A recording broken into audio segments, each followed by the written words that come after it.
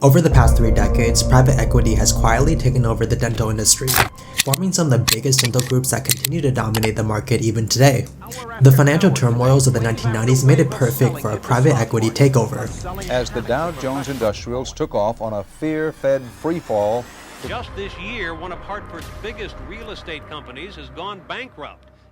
At that time, they were gaining momentum in the world of finance due to the slowdown in the real estate market and the failures of many savings and loan institutions, which left many companies vulnerable to acquisitions. More rip-offs. The savings and loan scandal could cost $500 billion. In America, dentistry has always been a cash flow positive industry. Many will even argue that it's essentially recession-proof. We look for dental treatments and preventative cares during economic downturns and during periods of growth. On top of that, dentistry has always had a traditionally fragmented industry, with most practices being independently owned by local mom-and-pop shops. Most dentists also do not enjoy and are not particularly good at the business side of dentistry. Dental schools provide almost zero meaningful business education, instead they simply help these students become better dentists. This made the field of dentistry an excellent field for consolidation. Private equity saw an opportunity to buy up smaller practices, roll them up into larger organizations, and drive profitability through economies of scale and the implementation of effective business practices. Private equity would buy out and invest in these shops under dental support organizations, or commonly called DSOs. These entities are often backed by private equity, but not always, and handle the business side of running a dental practice. Things like payroll, taxes, marketing, hiring, and equipment purchases. Theoretically, this allowed dentists to focus solely on patient care or being the best doctor possible. But this is not always the case, as you will see in the later parts of this video. A company like Aspen Dental marked one of the earliest examples of private equity involvement. Founded in 1994, it acquired over 50 offices within just 5 years. For the dentists themselves, selling your practice to a DSO makes economic as well as practical sense. DSOs offer dentists much more money for their practice. Like if you sell a dental practice, you look at how much the practice collected in 2024. Let's say it collected $1 million, and it's usually always worth 75% of that. So it's worth $750,000. If I just sell to you another dentist, that same practice, a DSO, either $1 million completely for it, or they might give you like 1.5 million. But they often require these owners to work at the practice for 3 to 5 years after the acquisition. This move ensures a smooth transition for the practice, protects the DSO's investment, and maintains patient loyalty. Dentists no longer own the practice after joining or selling their practice to a DSO. Instead, these owners are often given the role of employees under that DSO. Like working under a corporation, these dentists now earn a fixed salary, do not worry about the non-dental parts of the company, and work 40-hour weeks. However, DSOs are not just a business support organization. They are also a vehicle for private equity firms to expand their reach into the dental market and make more money. DSOs often jack up the price of services and sometimes offering more services than what is required. In dentistry, treatment often relies on the judgment of the practitioner, and the threshold for treatment are subjective. But this threshold is oftentimes much lower at DSO offices. Many of these practices have quotas to hit, for example to produce 40 crowns per month, among other quotas. This means that sometimes patients receive treatment that they might not actually need and pay prices that are higher compared to your local independent dentist. To understand what the experience can be like, let's take a look at the consumer reviews for Aspen Dental, one of the largest DSOs in America.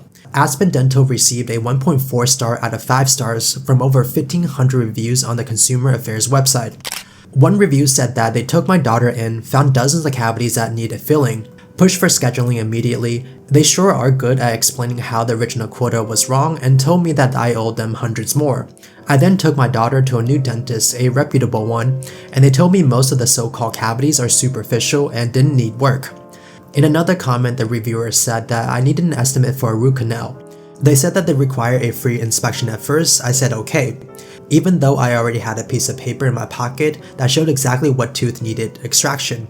They tried to charge me $2,400 when my local dentist was $1,200. Another review noted that I called Aspen to make an appointment for a free checkup. The representative assured me that this was a free exam and no charges would be incurred. Now in December, I'm receiving a bill and being talked to in a friendly manner about paying a balance on my bill that I now owe there at the office. I was also told that if I do not pay, they will report this to the credit bureau and it will ruin my credit.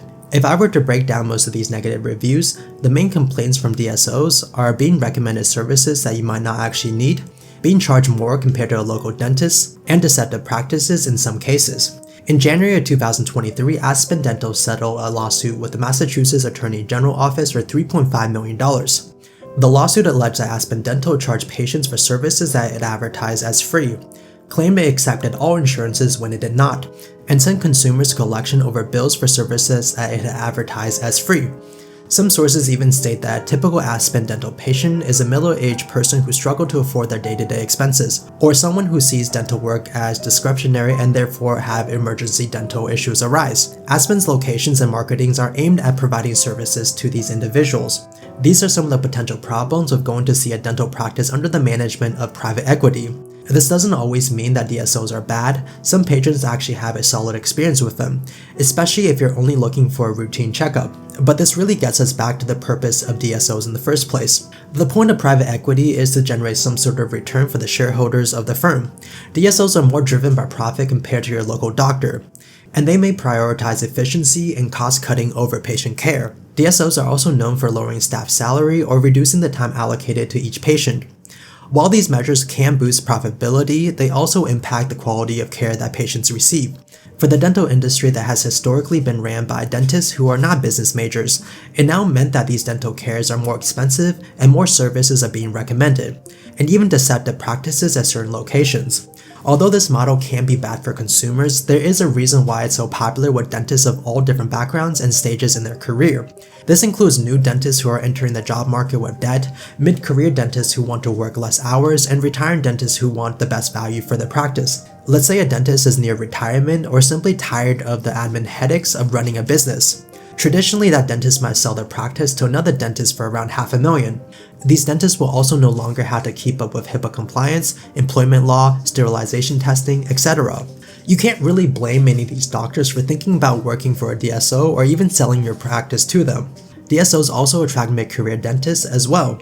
Many of these dentists in their late 30s to early 50s have several areas in their financial lives that would benefit from a large infusion of cash. They might have debt that they're anxious to resolve in the form of student loans, practice debt, equipment loans, and building loans. Many dentists in this group also don't want to deal with the multitude of stressors awaiting them, and many have grown weary from the grind of spending time running and managing the business. Lastly, new grads are also attracted to DSOs.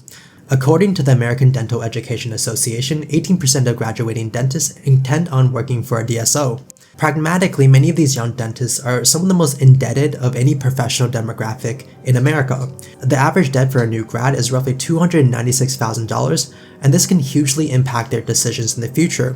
And generally speaking, DSOs pay dentists much more compared to individual practices. DSOs offer a steady paycheck, benefits, and sometimes even the option to buy into larger DSO conglomerates with a promise of 15 to 25% returns in years ahead. Most of these new students are also not looking to continue working until their 70s. They have seen their peers take six-figure jobs working from home, flexible working schedules, and great benefits. They have also seen the toll that burnout has taken on older dentists ahead of them, and they desire to achieve a work-life balance. In short, new dentists are much more inclined to work for the man than previous generations. Yet there are definitely dentists out there who are adamant about not selling their practice to DSOs or joining one for the sake of their patients. You can see this on threads like Reddit or even talking to your local dentist. However, most dentists do not have the luxury to afford to make statements like this due to financial pressures as well as lifestyle pressures. Today, DSOs manage roughly 40% of dental practices in America, and this number is growing rapidly. Analysts predict that DSO-affiliated practices can rise to 65 to 75% of the market before leveling off. Right now, there's somewhere between 150 to 300 DSOs backed by private equity. The largest control over 1,000 practices, with the smallest owning only a few. The largest DSOs have been growing at 13 to 14% annually, and the overall growth rate is expected to be 17 to 18% compounded annually each year between 2024 to 2030. Aspen Dental, for example, has grown to more than 1,000 offices around the country. Other large DSOs include Heartland Dental, Pacific Dental Services, and Smile Brands. So why do private equity love this model of dentistry so much? Much of it has to do with its incredible scalability and profitability. By owning as well as managing multiple practices, DSOs can negotiate bulk discounts on supplies and equipment, reducing cost. DSOs have like really good deals with like dental supplies, cotton rolls, extraction forceps, everything that we need to run an office, and they have because it's like they're shopping at Costco because they have so many offices they can buy in bulk and get better deals. They also standardize operation, implement efficiency measures, as well as improving profit margins. Marketing is also another area where DSOs have a significant advantage. Large-scale advertising campaigns often promote multiple locations, giving DSOs an edge over single office practices. This visibility helps them attract more patients, solidifying existing market shares against local shops. For patients, the impact of DSOs really vary. Some really appreciate the access to modern technology that large-scale organizations can provide. Others appreciate the extended hours and appointment availability. But the truth is, most patients aren't even aware that they're visiting a DSO versus their local dentist. While some of these offices like Aspen Dental are obvious to the public because they operate under the DSO branded name, most patients being seen by a DSO don't really know it. Small offices can also be DSOs too, and your childhood dentist can very well be under contract with a private equity firm and you won't have a clue except for the gradually increasing costs and the more service being recommended. I think as a consumer, unfortunately you have to be like more educated in 2024 than you would have been in like 1960. If it was me, I would go either just ask friends or I would go on my town's subreddit, like Baltimore subreddit, and be like, can anyone recommend a good dentist? I see that one like all the time. The point is that DSOs are already everywhere and they're growing very fast. They also can look very similar to independent practices, and the best thing you can do is really to look around and look at reviews. And this DSO model has worked really well so far for the dentists as well as the private equity firms. Many patients value the long-term relationship they build with their dentists. Private equity has even learned this the hard way when they try to streamline the process a little bit too much. They once tried to put dental practices inside Walmart called Walmart Health. Most customers didn't bite, instead they continued to see the dentist they saw from childhood. Dental care is a really private as well as sensitive experience, and many want to continue to see someone they trust. Hence why dentists who sell their practice still had to work for them for 3 to 5 years. And in terms of Walmart Health, they couldn't generate enough revenue from insurance companies to cover the cost of running the clinic, and the idea was eventually scrapped. To combat this trend from escalating too much, some states even have laws requiring dental practices to be owned by licensed dentists to protect the patient and ensure quality service. In Virginia, where I live, the law restricts on who can actually own the dental practice, limiting ownership of professional corporations and limited liability companies. However, many DSOs simply sidestep these regulations by structuring their business like a network of smaller LLCs, technically owned by the licensed dentists who are employed by the DSO. So what does this all mean for the future of dentistry? While private equity and DSOs continue to grow, many believe that there will always be room for independent practices. Some dentists value their autonomy too much to sell to a DSO no matter how much the offer is. Others see the corporate culture of DSOs as incompatible with the personal care that they want to provide. I'd say though, there's like this empathy that retiring dentists will have for their patients. And some retiring dentists, you really like your patients. You get to know them. You get to see them more than most of your family. Definitely see my patients more than I see most of my cousins and uncles. And you're empathetic and you're thinking, okay, when I leave, will these people be taken care of? So that's why sometimes people make the decisions just to sell it to, a new dentist. For patients like you as well as myself, the key is really awareness. Understanding who owns a practice you visit and how much that might influence your care is really important. The rise of DSOs is reshaping the industry, and it also created a dialogue about what patients want and what providers truly value in dental care. I made this video when my girlfriend ended up with 18 cavities and we paid almost $2,000 to fix them all up. There were likely superficial cavities too, and I later found out that the practice that we went to belonged to a DSO. I wanted to be clear that not all DSOs are predatory, and some of the worst offenders often end up in the news, but as consumers in America, it's best to research ahead of times.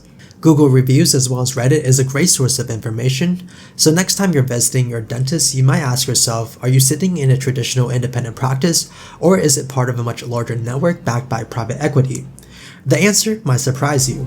If you want to see more video on private equity takeovers, make sure to follow my channel for more. And like always, I will continue to make content like this, so I guess I will see you guys next time.